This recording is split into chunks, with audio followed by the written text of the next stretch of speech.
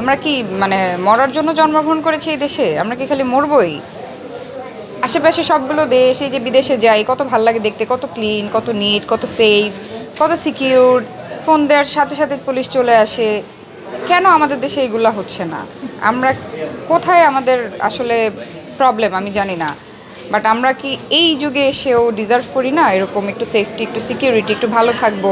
Mentally খুব upset, মন খুব খারাপ এই ঘটনার দেখে। যে ভিডিওসগুলো এইগুলো, এই ঘটনার পর আসলে ভালো থাকা যায় না।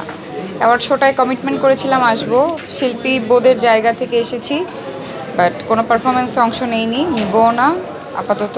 তো এই তো আমি জানি না, বাট আমি তো আশা করবই যে সুস্থ তদন্ত হোক। তা না হলে এরকম ঘটনা তো প্রায়ই ঘটতে থাকবে। এরকম ঘটনা, এটা হয়েছে, কালকে আরেকটা হবে, পরশু আরেকটা হবে। একজন নাগরিক হিসেবে আমার এটা আসলে সরকারের কাছে প্রশ্ন, যে কেন আমরা আশেপাশে ওয়েস্টার্ন কান্ট্রিদের মতো ভালো নাই? তারা কেন কন্ট্রোল করতে পারছে না আমাদের দেশকে? ঘটনাকে অ্যাক্সিডেন্ট বলবো না, কারণ এরকম ঘটনা অনেকবার ঘটছে। কেন ঘটবে এরকম ঘটনা? এই আরও কেয়ারফুল হওয়া দরকার এরকম ঘটনায়। আমার মনে হয় এই ধরনের ঘটনা খুবই মর্মাহত। আমি খুবই ব্যথিত বাচ্চাগুলোর জন্য, এবং কালকে আপনার আমার সাথে ঘটতে পারে। তো আমরা কি আসলে এই ধরনের ঘটনা এটা হতেই থাকবে, একটা পর একটা হতেই থাকবে? কেন হচ্ছে? প্লেনের প্রবলেম, পাইলটের প্রবলেম, আমাদের প্রবলেম কেন? যে কোনো প্রবলেমই হোক, এটা সুস্থ তদন্ত দরকার। এই ধরনের ঘটনা আমরা আর নিতে চাই না, আমরা আর নিতে পারবো না।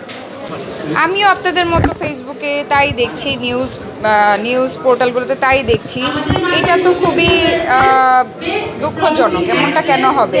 এটা একটা অ্যাক্সিডেন্ট, এটা তো কারো হাত নেই। তো এটা অ্যাটলিস্ট লাশের সংখ্যাটা জানানো উচিত। যেসব বাবা মার কাছে তাদের সন্তানরা খুঁজে পাচ্ছে না, মিসিং, তাদেরকে অ্যাটলিস্ট তারা তো ইনফরমেশনটা দাবি করে যে তাদের সন্তান আদৌ বেঁচে আছে, বেঁচে নাই, তাদের সন্তানের লাশটা বা লাশের একটা টুকরাও তো তারা ডিজার্ভ করে। তো আমি বলবো যে এটা সুষ্ঠু তদন্ত করে প্রপার লাশের গণনাটা জানানো উচিত। কারণ সরকার লাশ গোপন করে কোনোভাবে এটার দায়ভার থেকে মুক্তি নিতে পারবে না। কারণ এটা যত বড় একটা ঘটনা, এটা এটা কোনো ভুল না, এটা কোনো ভুল না, এটার কোনো মাসুল নাই। তো এইটা সুষ্ঠু তদন্ত আমি দাবি করছি।